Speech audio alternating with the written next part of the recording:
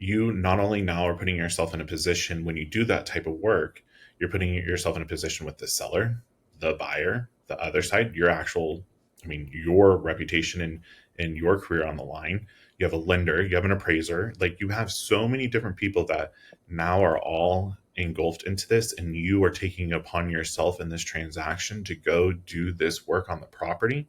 I don't care how minute or large you think that you have the capability of doing it.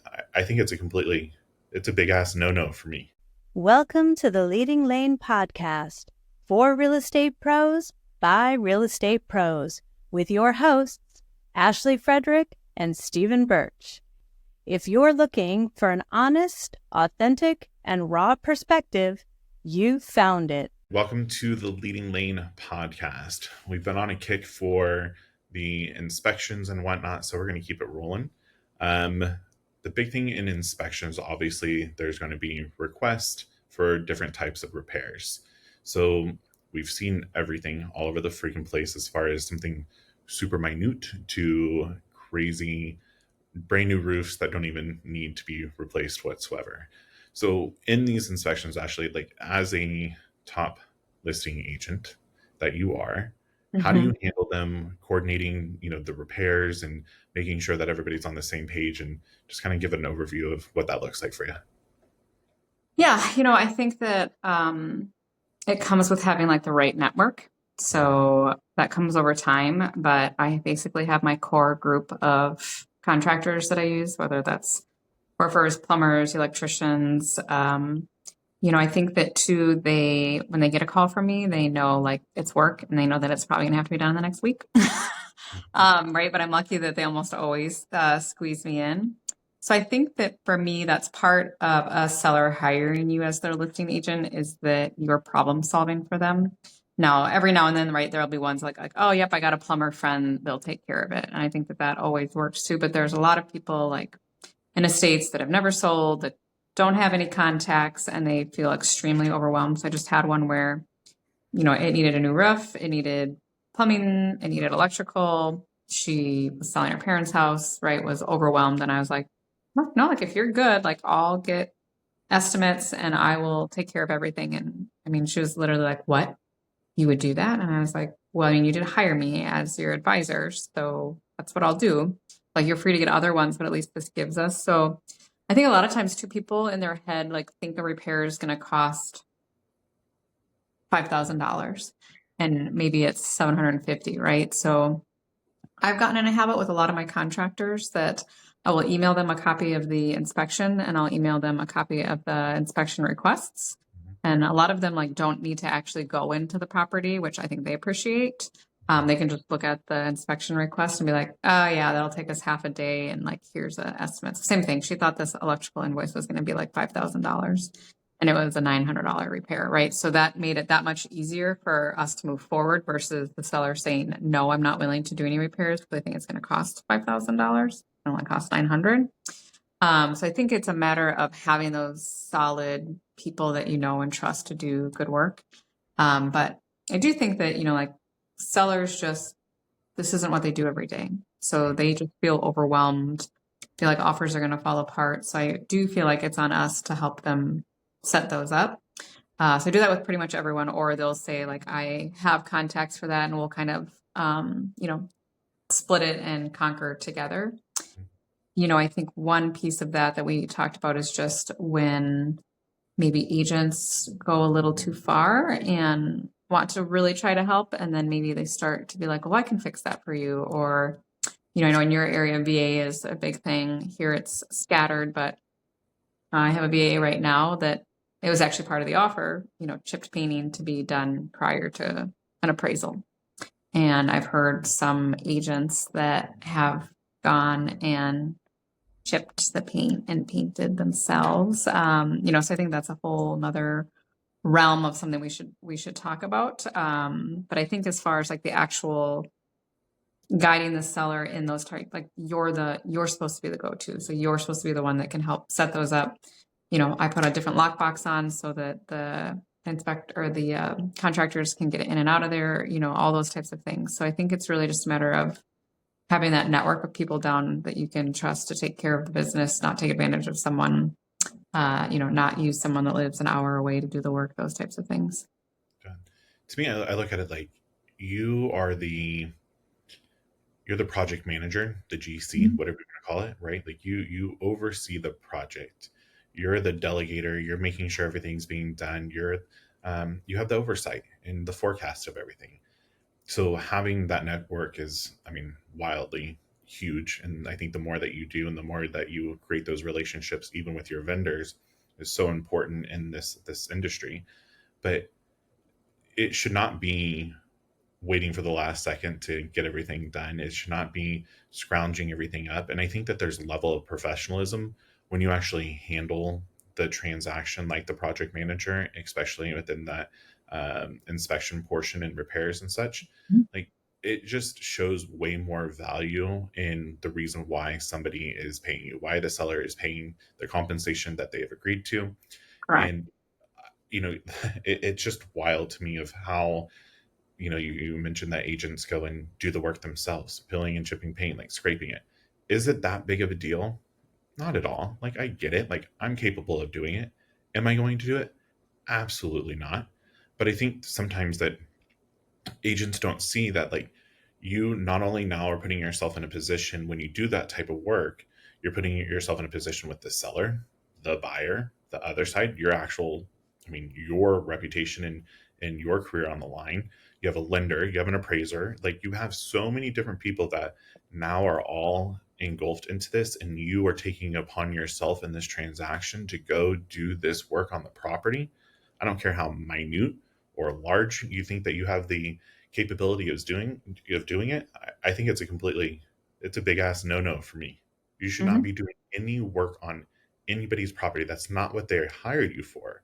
So I don't know if it's necessarily a they're trying to help, or they're putting themselves in that they can do it. It's easier for everybody and don't want the difficult conversation. But I think you're actually creating so much more liability doing that type of work than stepping back and saying, let's get a professional, or let's get somebody that everybody's agreeing upon, versus me, either getting compensated more on it, or just doing it and not have nobody knows that I'm actually doing it. Well, and I think, when you do pull in a licensed contractor, right? Like you have the estimate, you have the paid invoice. If anything comes up after closing, you're not involved. Like it's that plumber that was here. Like if you have a problem with something that was done, like the plumber is responsible for coming back. I'm not responsible for coming back. I think people do it. I think for the most part to like try to help, but I think it is just more of a detriment. Mhm. And I always try to tell people like, it's like the seller's selling their house. Like they know that there's going to be expenses, Mhm. and whether that's hiring a cleaner, a landscaper, whatever that is, like those are just costs of getting your house ready Right. to sell. So I always try to explain to sellers, like, I might need you to spend like $1,000 to get the house ready for selling. You'll recoup it, I'm positive, by having it in that much show ready of a condition. But I also think you can run this line of, so you're right, it gets found out that you painted the house or whatnot. What happens with the next transaction? So then they heard that you helped the seller. So then, like, are you expected to do it on the next one and then the next one? And like, where is the cutoff line? Or then where is it not? Okay, well, you did it for this person. Why won't you do it for me? Right. Well, then also with that too, like if you're taking the time to go paint the house or whatever it is that you're choosing to do, and you're focusing on being a contractor, literally the doer of the contract work, you're not building your own business as a real estate agent and selling houses and building that side of your portfolio. So, like, which one do you want? Focus on what you're trying to build. Don't try to be a master. What is the saying? Jack of all trades, but master of none, Master of none. Yeah. right? Focus on your career and focus on what you are truly being hired for, and that is to sell the house. That is to help the buyer buy the house.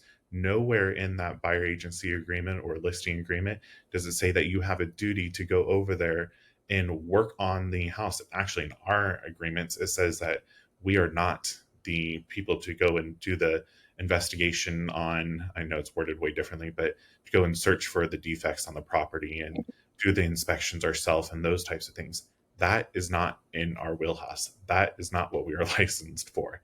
It just Mhm. drives me bonkers that people are out there focusing on the wrong thing, helping they're running after the dollars but tripping over the pennies, or vice versa, however that goes. But I think the other thing here too is just the way that that now, since you are doing that work, that other side, in my opinion, if anything goes awry, that other side of the transaction co-op has so much more ammo against you. Mhm. That's only in the inspections. What happens is something comes up in the appraisal now? Yep. Oh, here's a whole nother honeydew list, honey. Like go out there and do your job and paint this side of the house now. Like, come on, No, that's wild. I think really where this comes from is expectations and boundaries, right? So I think that on the sell side, when you're meeting with a seller, it is talking about expectations of what to do to get the house ready. And I already have a list of people readily available. So like when I'm meeting with them, like they need a contractor, they need an electrician, they need a landscaper, they need a cleaning lady. Like that's not for me. It doesn't really even come up in discussions because I've already led that discussion to hear the context of who you need to get a hold of in order to get the house ready for the market. Right. And then I think the same thing, when you're talking to the seller about, what comes up, or when you're talking about the inspection contingencies, it's a matter of the right to cure, those types of things, of who's going to do them. And there are things where like a seller can make the repair. That's great. And that's part of the contract. Nowhere does it say the agent should be making the repair. And I just think that that's a really big liability to take on for yourself and for your brokerage.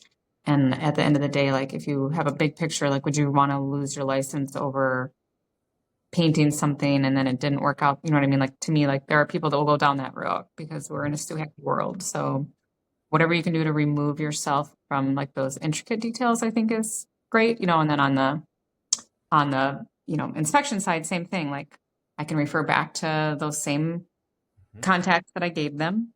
And then on the buy side, when you're meeting with a buyer for a buyer consult, same thing. Like here's a list of approved vendors that I work with on a regular basis that I can speak to. And then again, that I think builds that trust back with both the seller or the buyer that like she knows what she's doing. She already has all these contacts. I'll trust what she says and we'll move forward with that.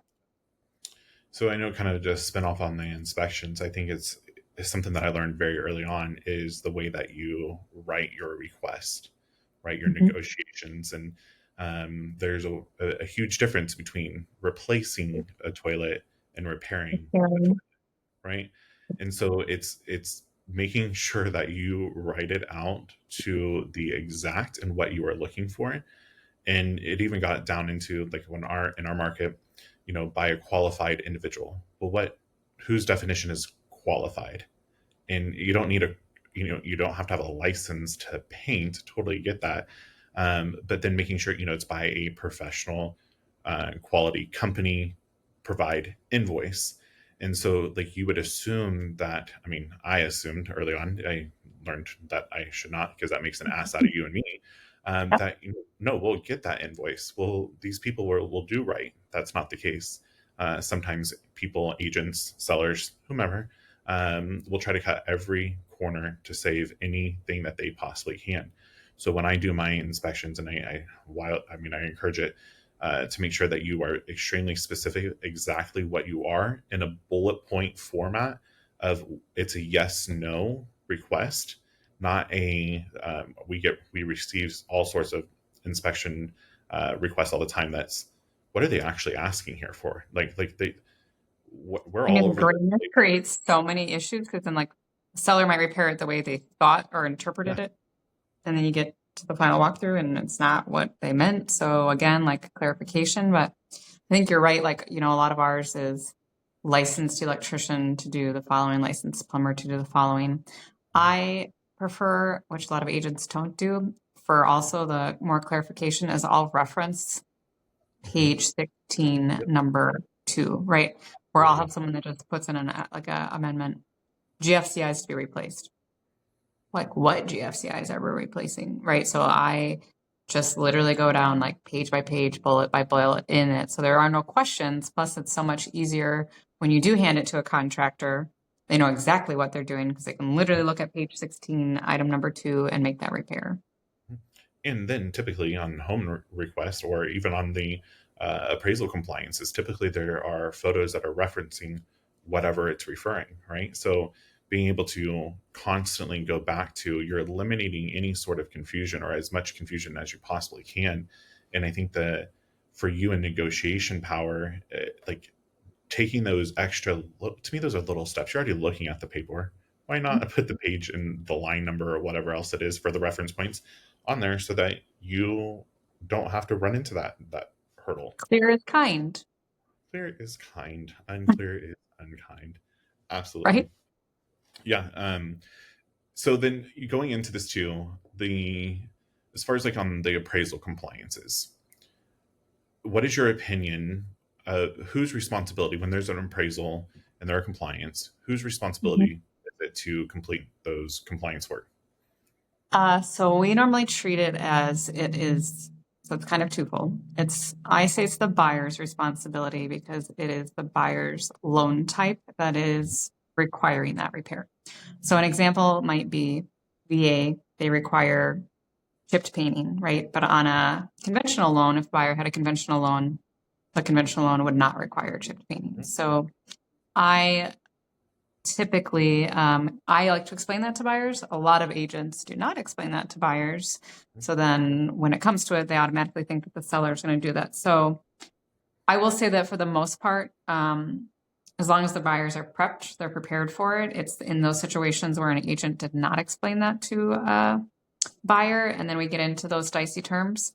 At the end of the day, the unfortunate thing is if those repairs don't get made, right, then the buyer has the ability to receive a loan denial letter and technically back out of the offer. So then sometimes I'll have to go back to the seller and be like, ultimately, like, we have to decide if this is worth losing the transaction or not. So can you put in a handrail and we call it good versus them not doing it? So I like to say in prep that it's the buyer's responsibility because of their loan type. But ultimately, sometimes they'll do it where they'll work it out together, or sometimes we get lucky enough. And if you're a well-versed enough agent, you'll know things that come up in the inspection, and the inspection is almost like a leeway of, this is what the appraisal might lead to. So there, right, like if you're being advantageous for your buyer, this already came up in the inspection, likely going to come up in the appraisal, or on the inspection, right, it typically falls back to the seller. So let's take care of these issues with the seller because it came up in the inspection, and then they're already taken care of by the time the appraisal comes through. Yeah, no, I totally agree. And I think just the assumption that it's always the seller's responsibility on every appraisal, like, first off, there's nothing, in my opinion, in real estate that is ever consistent. The only thing that is consistent is the change in the level of interpretation on whichever side. So Right. It's always, making sure that it's communicating, it's making sure that you have your side prepared for that. And I think also with the other side of things too, is making sure that, in the inspection or within the offer, being able to say, seller compliance, or excuse me, appraisal compliances are buyer's responsibility. Or, I mean, there's so many different ways that you can be able to apply that in there so that you can do more upfront. And I think that's kind of the whole purpose of negotiation. The more that you can put up front, the more hurdles, obstacles that you can overcome up front, the easier when those things happen in the actual journey of the transaction, it's going to be easier to negotiate, and it's not as frightening or disturbing because we try to eliminate and they're already prepared for something else to happen. Well, one thing that comes up to me that I don't understand a lot is I'll come across a buyer and they'll say like they were looking at houses with someone and that agent told them that they can't look at this property because it won't pass FHA or VA. And I am always a little blown away because, one, like, we as agents are not the appraiser. So I'll be honest, there's some that I thought something would get flagged, doesn't get flagged. Blows my mind sometimes. I mean, like there was one where I would have flagged the whole entire house. Not one thing got flagged. So I was like, see, this is why we don't make assumptions. So, in those situations, I normally try to explain to that buyer, like, that's not necessarily the case. Like one, it's not to say you couldn't ask the seller to make those repairs as part of your offer, right? So we just had one and it was chipped painting. The buyer wrote in, to be chipped painting to be done prior to appraisal. And the seller agreed to it. It was taken care of. So imagine had a different agent been like, nope, there's chipped paint. You can't buy that house. Like you just don't know what a seller's motivation is, which is also going to change in this market. They may be more apt to do some repairs because their house has been on the market longer. So I think, on agents too, like I would really encourage you not to tell someone what house they can and can't look at because one, you don't know if it's truly going to come up on the appraisal. And two, you don't truly know what a seller may or may not be willing to do. Yeah. And again, it goes back to negotiation. That's all it is. And so like, I think that if you're already shooting yourself in the foot, right? Like when you get into it, it's almost a "I told you so" type of thing if you're not going and putting the initiative into trying to make the deal work, right? Right. Because you could very well say that buyer is going to increase the price if it's there, if the price is there, to be able to accommodate the repairs for the seller to pay for. Who knows? Like we can do a whole bunch of stuff with it. We see that all the time. I have one right now that, it's a cute little, I think it's a cute little house. It's a great little rental house, right? Like it's my first listing back on all the games here. And I put on there that like negotiable and all the different terms. Like we don't know what it's going to. There's cosmetic work. We're very clear with it. But don't make the assumption that everything is going to fall on the seller. Everything needs to be negotiated out. And I put that in the agent remarks so that I'm disclosing that, yeah, we're saying that it could go VA, but we're going to have to negotiate it out. And that's even on my side as a listing agent. I don't want to not mark something. And then the agent is so hyper focused on how they are searching in the MLS and my listing gets passed up because how they are searching. That's not fair to my seller.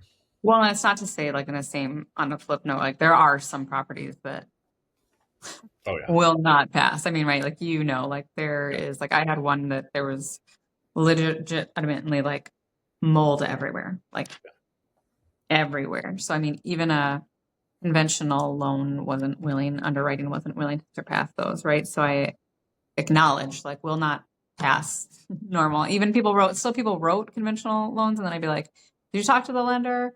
And then they'd be like, no. And then I'd call the lender and I'd be like, there's like mold everywhere. And they're like, oh yeah, they're never getting a loan. I'm like, okay, I'm not going to waste my time. Right. So like at the end of the day, like it was a cash offer. And I also had to explain to that seller, like your buyer pool is significantly smaller because it's going to have to be a cash buyer. Right. Right. It's so fun of real estate because of how crazy it is. Non-consistent, like there's never two transactions that are ever the same. Right. And so I think that's what makes things really great. And I will also say that when I first got into real estate, that is what drove me nuts because like, this is the contract. This is the way it's supposed to be. Very black, white. It's not black, white industry. This is be very fluid and be able to roll with the punches. And I think that's what makes you a great agent is to be able to be that problem solver, that solution specialist, and be able to, not always just take it for what the face value is. For sure. Cool. Great talk. So as always, if you guys have other ideas, suggestions for topics, or you want to be a guest on our podcast, please reach out to us. We would love to have you.